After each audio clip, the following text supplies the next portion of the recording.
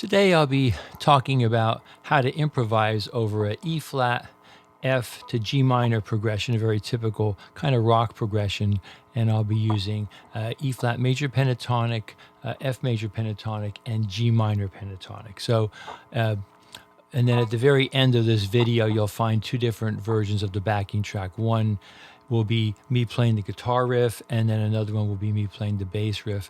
The audio is going to be exactly the same for both of those backing tracks.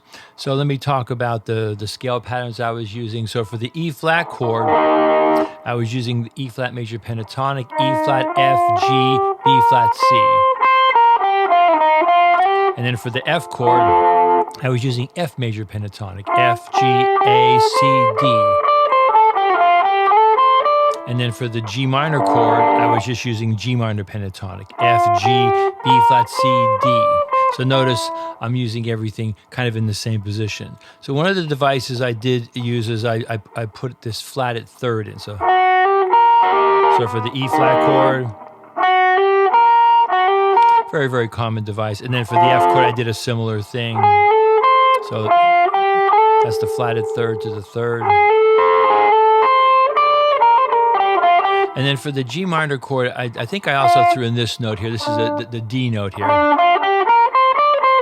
That's just a doubling of that note there. So then I just was kind of improvising some simple ideas there. Okay, so that was the first two times through. And then the second two times through, I just went up to same scales, but in a different position. B flat, C, E flat, F, G, as for the E flat chord. And then I did kind of a common device. You hear a lot of people use this device. Hammer on B flat, C.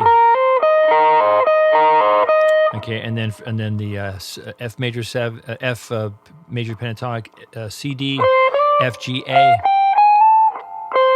And I use like kind of a similar device there. I think one of the times I also did this kind of Hendrix, Wind Cries Mary, just kind of holding these two notes down and then hammering on the D note.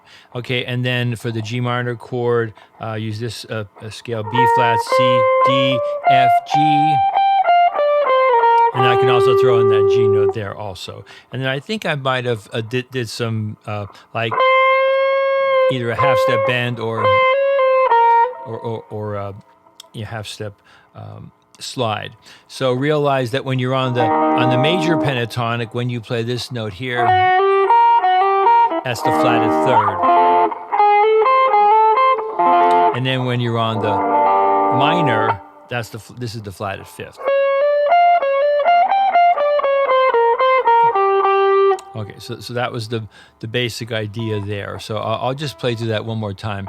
E flat here, E flat, F, G 2 times, and then E flat, F, G minor here 2 times, just to further demonstrate what I'm doing here.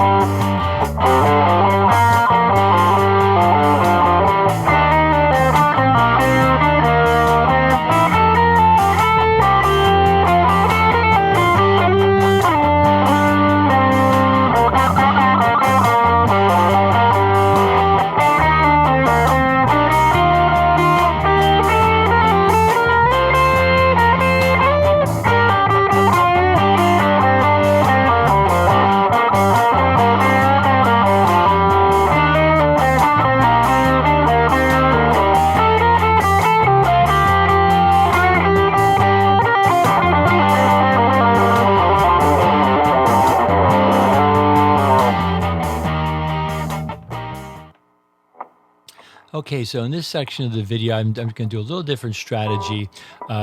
So I'm thinking G minor pentatonic, G, B flat, C, D, F, G, B flat, C, D, F, G, B flat. So just regular G minor pentatonic over this progression. So then what I'm doing for the E flat chord, I'm bringing in the E flat note. So still thinking pentatonic. So when that E flat chord comes along, put the E flat note. Then when the F chord comes along, I'm bringing in the A note. So I'm not necessarily going to stay in position. I think I went here, I think I went up to here, and I think I might have gone up to there. But I was trying to mostly stay in the box. So that's just another strategy. Rather than totally switching scales, you can bring in those notes, the E flat and the A, which are coming from a G natural minor, and just emphasize those notes as the chord progression is coming by. Okay, so now I'll do like maybe four. I think it was 4 times. I'll do another four times through that just to demonstrate that idea.